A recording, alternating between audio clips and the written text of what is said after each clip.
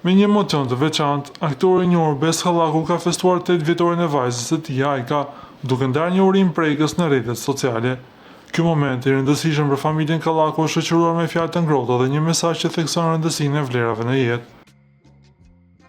Babi ty të uron në jetë dëshirën për dije, dashuri dhe virtytin më të bukur që mund të ketë një njeri, mirënjohjen, qofsh e lumtur, shkroi Bes Hallaku duke shprehur ndjenjat e tij më të thella për vajzën e tij.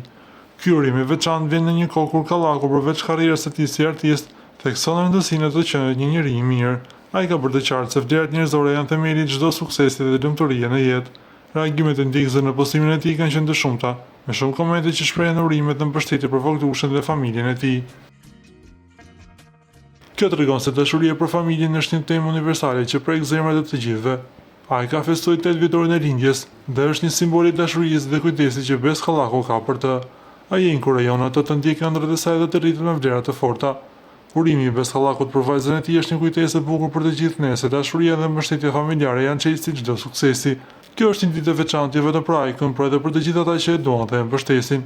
Me këtë mesazh Bes Hallaku tregon se ndjenjat e tij për vajzën janë të thella dhe të sinqerta, duke përkthyer urim një nga ato që do të mbetet në kujdesin e saj për shumë vite.